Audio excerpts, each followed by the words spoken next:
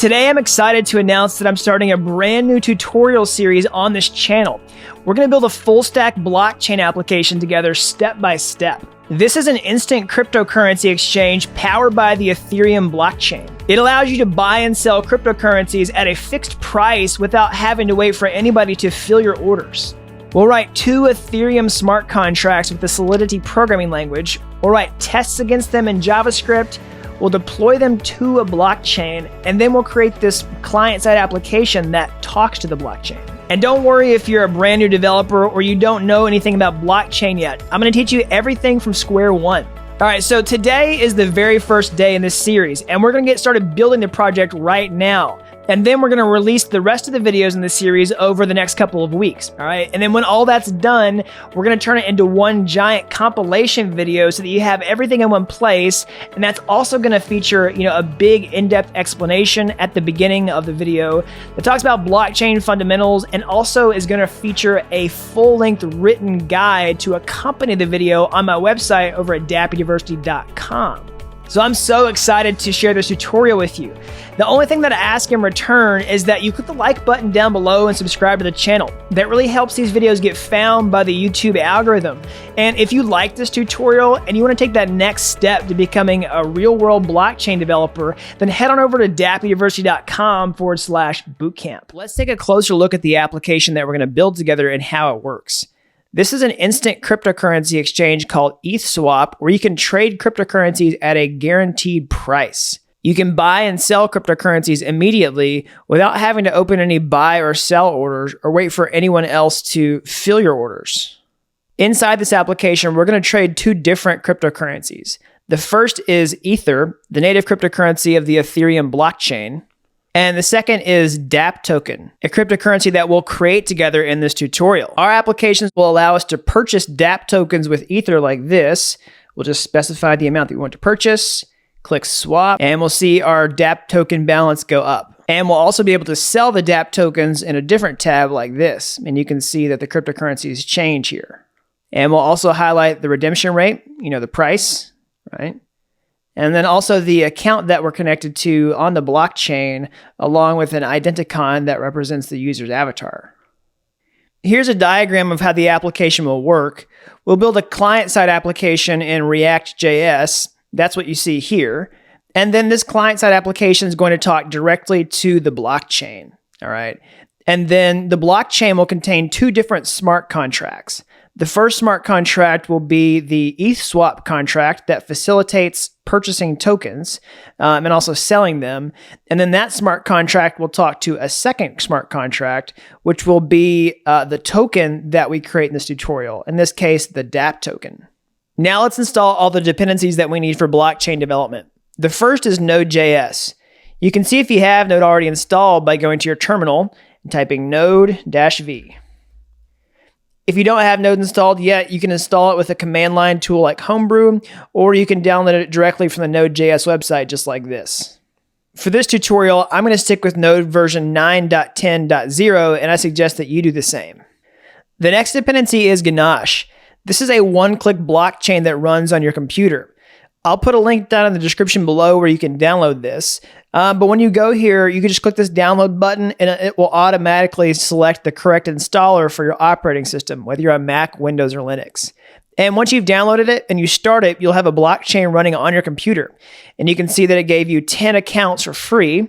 And each of these accounts has been pre-funded with cryptocurrency in their wallet. So in this case, it's Ether, or the native cryptocurrency of the Ethereum blockchain. That's what this represents. And this, cryptocurrency isn't worth anything. This is just, pretend cryptocurrency for development purposes. But you can see the account's address here, and then also you can click this to reveal the private keys. And finally, I'll say don't use these accounts in the real world because, everyone who's watched this video has seen these private keys, and you don't want to compromise your funds. The next dependency is the Truffle framework. This is a smart contract development framework where we'll be able to create Ethereum contracts with the Solidity programming language. We'll also be able to write tests against the smart contracts and deploy them to a blockchain. I'm going to use a very specific version of Truffle in this tutorial, and I suggest that you do the same. I'm going to go to my terminal and type in npm install --g truffle, at version 5.1.14. Click enter. And finally, we must install Metamask. This is a browser extension that will turn our normal web browser into a blockchain browser. You can go to the Google Chrome Web Store to find Metamask and just click install. I've already done it, so I have the remove button, but if you don't have it yet, you should see the install button. All right, and once you walk through the setup steps, go to your Chrome extensions and make sure that you have Metamask enabled. You can tell that it's enabled by seeing the Fox icon up in the right-hand corner of your browser. Now let's start building the project. Instead of setting everything up manually, we're going to use a template that I've created called the Dapp University Starter Kit. You can find this link down in the description below, but copy this URL and go to your terminal and say git clone and then paste in the URL, all right? And then hit space and create your project name. In this case, I'm going to call it ETH swap.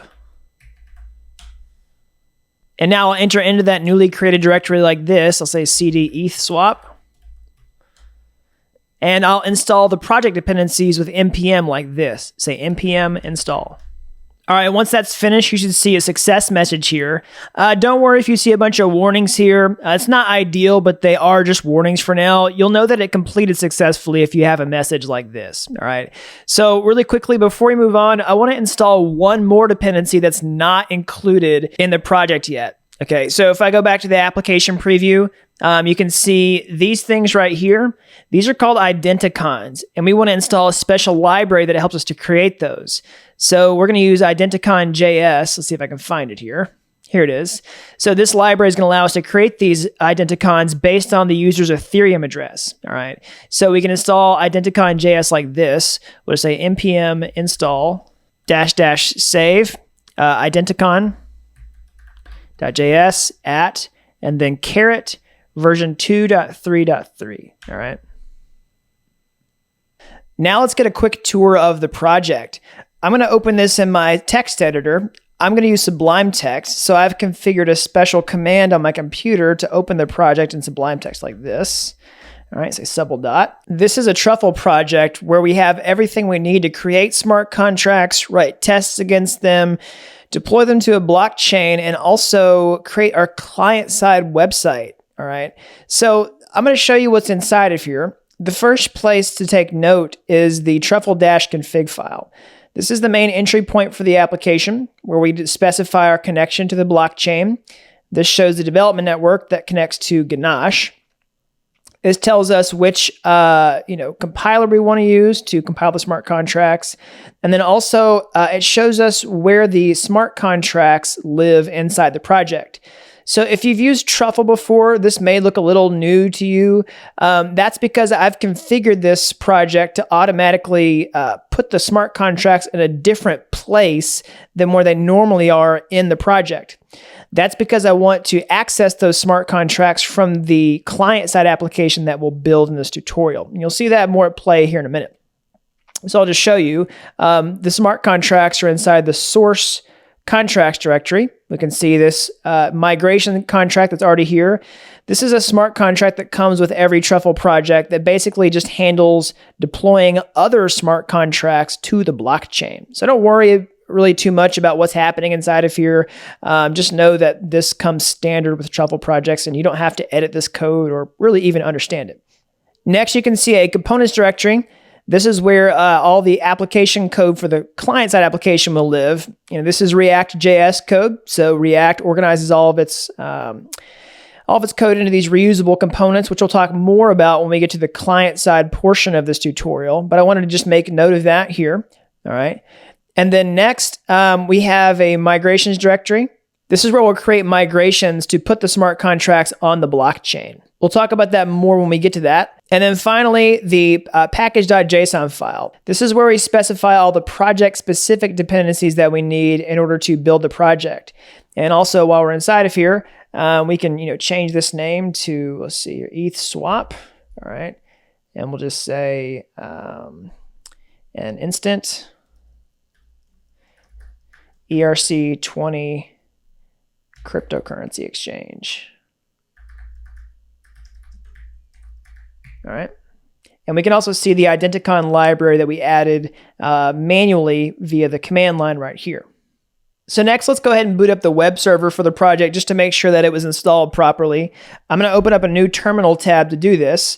All right, and I'm going to say npm run start, and that should automatically start the web server and open up the website, the client-side website, in a new browser tab. Boom, there we go. So this is what was installed. This was the Dapp University Starter Kit. So you can see this already looks really nice. It has some styling already. That's because we're using the Bootstrap templating framework. You can see a nav bar here with a nice dark color, the Dapp University logo, and everything, you know, has some nice looking fonts and stuff like that. We're going to be able to use Bootstrap to avoid writing really any CSS in this tutorial. It'll make our application look really nice and eventually like this, without having to do too much coding. So whenever we create the client-side website, essentially we'll start here inside the app.js directory and modify this code. You know, you can see this is all the code that currently generates the starter kit that we see here. All right. So I'm going to leave this for now. We'll come back to this whenever we create the client-side portion of the application. But I'm just going to leave the web server here running in a separate tab, and don't forget about it. Whenever we come back, I'll remind you when we build that part of the application. But next, what I'm going to do is go ahead and start developing the smart contracts, and we'll use, you know, our primary terminal tab for this, and then leave the web server running in the background. Okay. I'll create a new file for the smart contract like this. I'll say touch. Let's see here, source contracts, and we'll say capital E, ETH, capital S, swap.sol. All right. And you can do this from your text editor if you want to. You don't have to do it from the command line. But if you look here, you go to source contracts, you'll see this ETH swap file that was created. Inside of here is where we're going to write all the Solidity source code for the smart contract. Okay. So we can start off by doing this. We can say pragma Solidity. I'll use a caret, and say version 0.5.0. All right. So what this does is it declares the Solidity programming language version that we want to use. So the next thing that we do is create the smart contract like this. We say contract ETH swap. All right. Then we use some curly braces. And inside these curly braces is where we'll write all of the code for the smart contract. It'll say that it belongs to this contract named ETH swap. All right. So the first thing that I want to do is just create a really simple test or a demonstration to see how it works. And what we're going to do is create a name for the smart contract. And we'll do this with a variable like this. All right. So we'll say name equals ETH swap instant exchange. All right. And now, this is a string, which basically just means it's a human readable, set of characters like this inside of these quotation marks. And we must follow each line with a semicolon like this, okay? And then finally, we must tell Solidity what type this is, all right? Because it's a statically typed language. So we say string name, okay? So it can't be a number later or something like that. It always has to be a string. And then finally, what we want to do is read this variable value outside of the smart contract. So we must call it public. All right. So string public name equals, this string ETH swap instant exchange followed by a semicolon. So this actually creates a lot of functionality for us in one simple line of code, which we'll see here in a minute. Because we declare this public, Solidity is going to give us a function that we can call on the smart contract called name, which is going to return this value, okay? And, there are different visibilities and functions, which we'll see later in Solidity in this tutorial. But this basically just means that, if we didn't have this, we wouldn't be able to read that name value later outside the smart contract. But because we do, we'll be able to read this like in the console, which I'm going to show you here right now. All right, so let's just see if we can put this smart contract on the blockchain and interact with it in the console, just to see that the project's set up properly. So what we'll do is go to the migrations directory, all right? And you see this initial migrations file. We're going to create a new file here. And we'll call it all right? We'll call it deploy contracts.js, all right?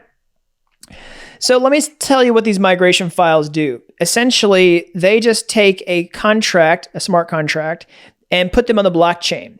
So that's what this code does. And Truffle basically has these things called artifacts, which are, kind of JavaScript versions of the smart contracts with JSON. And, you're able to assign them to variables like this in JavaScript, and Truffle's deployer knows how to put them on the blockchain like this. All right. So essentially, we're just going to follow this pattern and copy and paste this. You don't have to reinvent the wheel here. So I'm just going to do that, put it in the deploy contracts directory, and say ETH swap. All right. So that's just going to it's going to fetch the ETH swap contract we just created and put it on the blockchain. So lastly, I'll say that migration files inside of Truffle are a lot like, migrations that you might have seen in another context if you're a developer already. So maybe you've seen a migration to change a database like with SQL or MongoDB, something like that, where you're essentially creating new tables, or something like that, maybe adding columns. It's the same thing in Truffle. So in those contexts, you're migrating the state of a database from one state to another. You're adding new tables. In this case, you're also changing the blockchain state from one state to another. And also you're technically migrating smart contracts from your development environment to a blockchain. Okay, so that's a few different ways you can think about it. Before we run the migrations, make sure that you have Ganache running. Right. So don't forget, this is your development blockchain. So find wherever you installed it and opened it and make sure that it's running. You might see a quick start button or something like that. Go ahead and click that. And when you see a page like this with the accounts and their balances, you'll know that Ganache is ready to go and that you're connected to it with the right port 7545, right here inside your Truffle project. Now that that's finished, we can migrate the smart contracts like this and put them on the blockchain. So we just go to the terminal and say Truffle migrate. All right. And there you go. You can see that it first compiled the smart contracts. It started the migration process. The initial migration contract was deployed. And then finally, our ETH swap contract was also deployed. Okay. The next thing we want to do is interact with the smart contract in the development console like this. We just open it by saying Truffle console. All right, this is going to give us a JavaScript environment where we can, write JavaScript commands that will interact with the blockchain and also interact with the smart contract that we just created. So I'm going to fetch the smart contract like this. All right, we say contract equals await ETH swap dot deployed. All right. And sometimes people get confused because they say undefined here, but we can simply access the contract like this. We just retype the contract variable, contract. All right, boom, there we go. And we can fetch the contract address like this. We say contract address. All right, and then we can fetch the contract name like this. We just say name equals await contract.name, followed by two open and close parentheses. All right, so no parentheses here, but parentheses here. And we say name. Boom, there we go. ETH swap instant exchange. Perfect. So really quickly, I'll explain a few things here. First is the contract address. So if you open Ganache, you'll see that you have accounts already here on the blockchain, and these have addresses. These essentially represent the users on the blockchain. The address is sort of like a username, and the private key is sort of like a password, right? So the same is true for smart contracts. They also have addresses. So essentially, this just tells it the location or kind of like the username of the smart contract on the blockchain. So yeah, that's what this is right here. The other thing I want to explain is this await keyword. All right, so whenever you're interacting with the blockchain, a lot of times, especially in JavaScript, you're doing asynchronous interactions, which essentially means that the function calls a lot of times don't actually return the value that you're asking for. So for example, when you say name, if I just did like name equals contract.name, this wouldn't work. This wouldn't actually return the contract name. It would return something called a promise, okay? And a promise is a way for JavaScript to handle asynchronous function calls, okay? So what we can do is wait for the promise to resolve and say await, contract name, and that will actually do what it says. It'll wait for it to finish, and we'll get the value of the name like that. Okay, just notice that that won't actually return the name, but this will. So there's lots of different ways to handle asynchronous function calls in JavaScript. You can use promise chains. You can use callback functions. You can read more about that online if you want to. But just notice that whenever you're interacting with the blockchain, a lot of times you have to do these asynchronous actions because the blockchain is slow. And there's multiple strategies for handling that. But we're going to pretty heavily use the async await pattern in this tutorial. Now we've created a basic file for our ETH swap smart contract. Okay, this is going to be the contract where we create buying and selling tokens in this tutorial, and we'll continue building out this throughout the remainder of this series, okay? So the next thing that we want to do is create a second smart contract for the token, all right? So if you go back and revisit the diagram that I talked about earlier, we have our website that talks to the blockchain, and then the first smart contract is the ETH swap smart contract. That's what we just created here. All right. And the second smart contract is going to be the token that we buy and sell with Ether, right? The native cryptocurrency of the Ethereum blockchain, right? And that's the smart contract that we want to create right now. So I'm going to go ahead and create a new file here. So I'm just going to reveal this here. Contracts, ETH swap, right? We'll create a new file. And here we'll say Dapp token, or we'll say token.sol, capital T OKEN.sol. This will be called Dapp token. I'll show you how to do that here in a minute. But this is going to be the file where we create the second smart contract for the cryptocurrency that we're going to buy and sell. So let me explain how this works.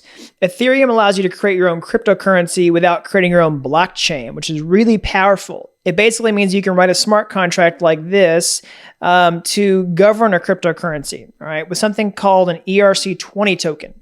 So you might have heard of that, right? It's pretty popular. If you go to a website like coinmarketcap.com, you can see a list of ERC20 tokens. This is all the cryptocurrencies, but on this list, you'll see, let's see here, tokens like Maker is an ERC20 token. If you look at like 0x, it's an ERC20 token. You can find a complete list of these, but just note that, you can just go to the homepage and see plenty of them there, all right? And if you look at any of these ERC20 tokens, you'll just notice that they all have a lot in common, all right? They all work the same way. And actually, if you go to their smart contracts, you can look at the code, and they all, like I said, they work the same way. Basically, they have like the same functions. They have a transfer function, they have an approve function, all right, a balance of. And that's because Ethereum tokens have to follow a standard, all right, called ERC20. So ERC20 is a standard for Ethereum tokens that just governs how they all work. It specifies a set of functions and behavior that the tokens must implement in order to be supported on, cryptocurrency exchanges, to be held in wallets, to be sent around. It basically just creates, a set of rules that they must abide by so that they're not, constantly trying to reinvent the wheel with how they handle cryptocurrencies, all right? So you could read through the entire ERC20 spec here if you wanted to, but essentially I'm going to call out a few things. Token must have like a name, symbol, and some decimals, okay? So I'm going to call out a few things here. So for example, the token must have a transfer function. This is what allows it to send tokens. And it also must have, let's see here, an approve function, and also like a balance of function to get the current balance of whoever holds the token, all right?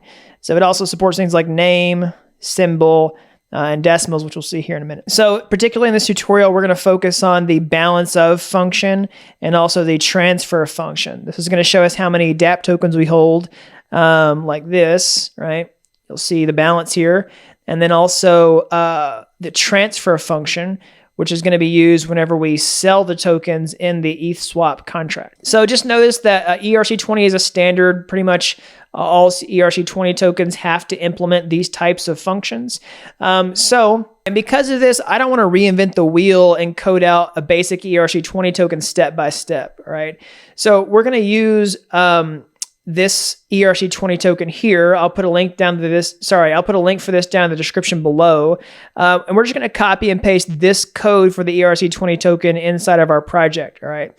So if you want to learn to build this ERC20 token step by step, you can check out my full length tutorial, Code Your Own Cryptocurrency on Ethereum. Okay. And this will show you how to build it step by step. All right. This is like an 8-hour tutorial series, but I don't want to reinvent that. You can follow that tutorial if you want to. And for the sake of, getting started in this, we're just going to copy and paste this and put it in our project. Okay.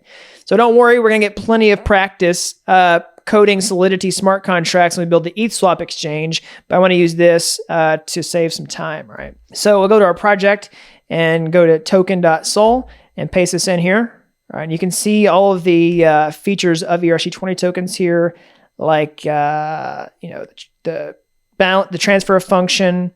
You have balance of here. All right. And also the approve function. All right. And again, you don't have to know how all this code works. Basically, just know this transfer function is what sends tokens from someone to another person. The balance of function tells you how many tokens you have. And then also the approve function, lets somebody else, spend your tokens. So we'll see these in action. And, if you want to learn more about how this works, go follow that other tutorial. All right. Now let's finalize our setup and put this token on the blockchain too. So let's go back to the deploy contracts file inside of our migrations directory. And what we're going to do is put the token on the blockchain as well. So I'm just going to copy this and paste it. All right. And we'll change this to token. All right, I'll put it first. And then just like this, we'll say a token as well. All right. And then I'm going to say deploy token. All right, and then deploy ETH swap. Okay, so now let's put this on the blockchain as well.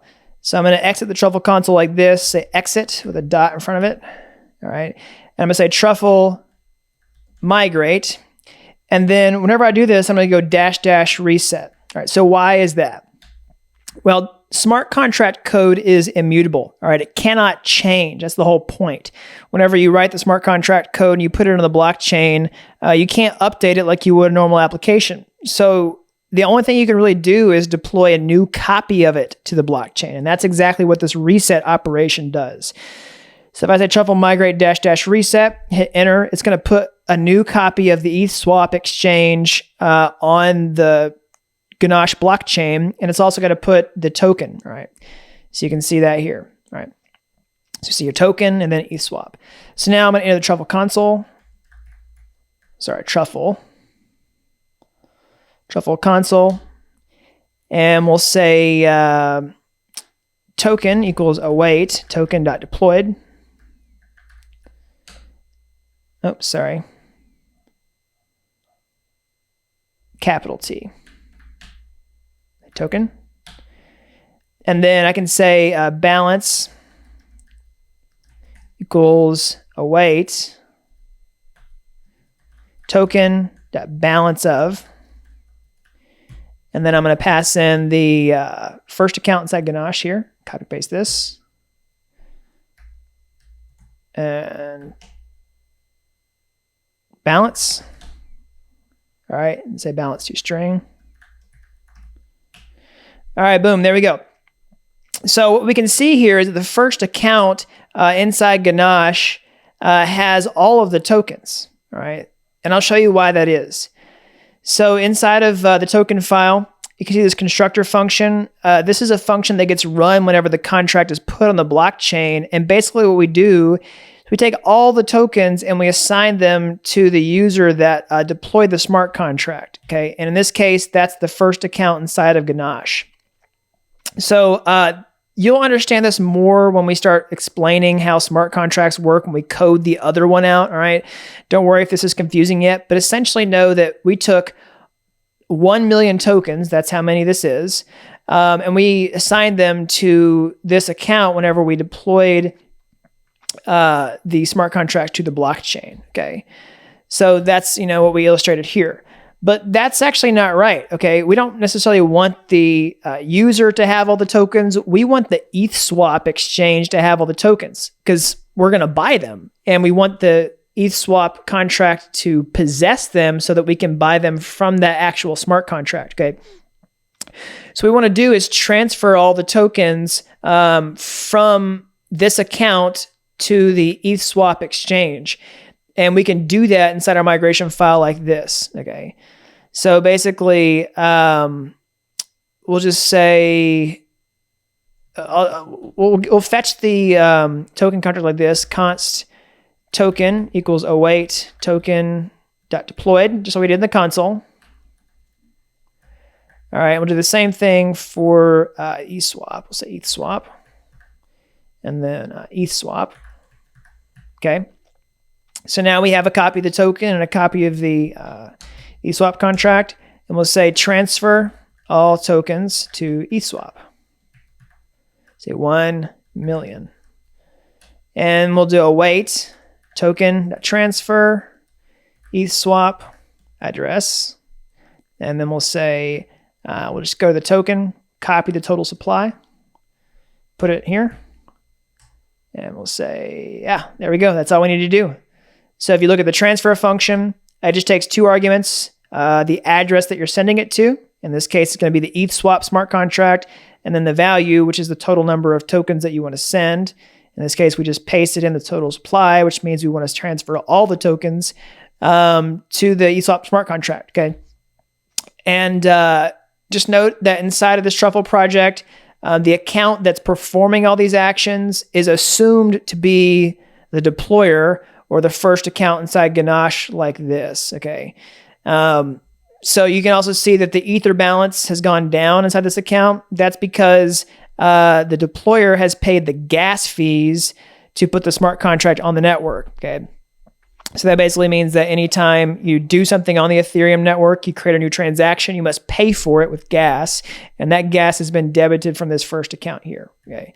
So now we can open the Truffle console again. Actually, sorry, let's migrate it. Say Truffle migrate -- reset. This will put new smart contracts on the blockchain. Okay, let's make our changes. Oh, looks like we had a problem here. Let's see here. Await is only valid inside of an async function. All right, so let's change that.